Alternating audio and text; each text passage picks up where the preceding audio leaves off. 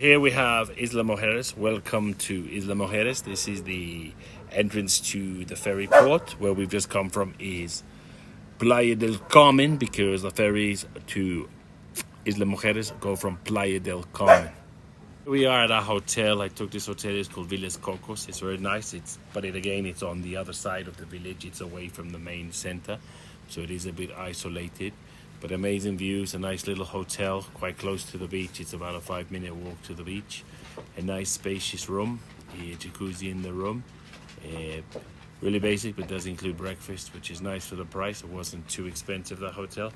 And as you can see, a lot of people here are renting golf carts, and it makes it very easy to get to point 1 to point B.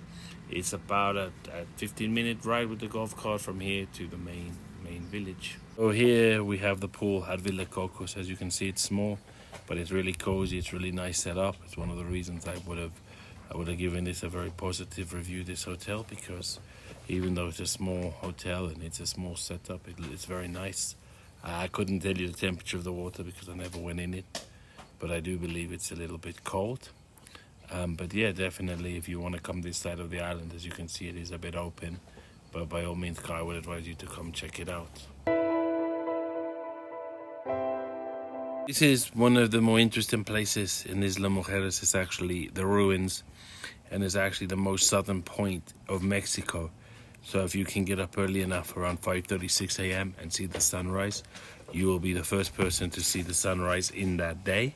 We were lucky enough to do it one day. We got up early, and it was quite an amazing experience to be the first person to see the sunrise in your country. So yeah, it was a really pretty immersive experience. You can see here we're gonna see some of the ruins and stuff, and it's a really nice place to come and see generally.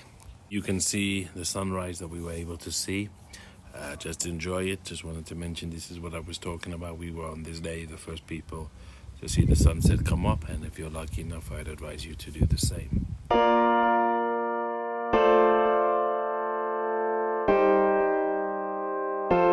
We have the main beach. Is the principal beach. As you can see, it's right in front of the main street. It's a very large beach. As you can see, it's a nice beach, but also a lot of people. But due to the fact that Isla Mujeres is really small, and on the day here we had a lot of wind on the front side. We came here where it was a little bit warmer, a little bit more enclosed. If you go down towards the right, you'll find a lot of bars, a lot of places to drink. Here, this has its positives for being in front of the main street. That is very easy access to leave and go back and things like that.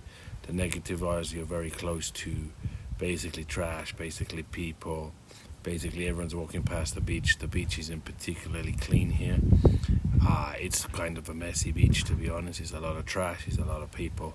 But if you're okay with this kind of people, because this is around what it was, then it's not going to be an issue for you. You can see how close the street is. We've actually left the beach, and now we've walked onto the main street. So this is the main street in front of the beach of everything. Here we have the main street in the center of Isla Mujeres. This is where your parties are going to be, your bars, your restaurants. Unfortunately, this one's a little bit away from the beach. That's one of the negatives with Isla Mujeres, but you have a lot of action, a lot of bar and live music. You do also have a lot of options here, a lot of Americans, a lot of bars. It's really quite an immersive experience, an amazing street. A lot of people running around the street. It's really open.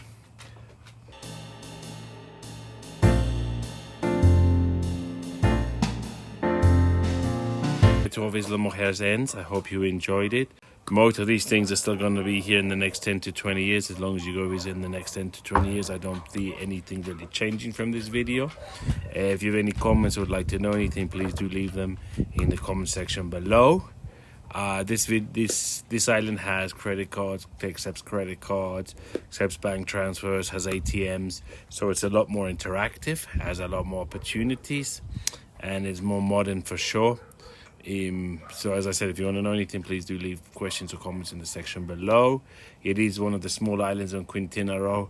The thing I would advise is be careful where you put your hotel, because as you can see from this, the south and the north has a rather large split, and all of these things are in the north in this video. There's not that much to do in the south, But if you like exploring new places or visiting new places or setting new standards, then the south may be an option for you, as it's a lot quieter, a lot less inhabited, a lot less people, and a lot more wild. Most of the beaches or the common things are going to be in the north though. So thank you again for watching this video, and I hope you visit Isla Mujeres one day.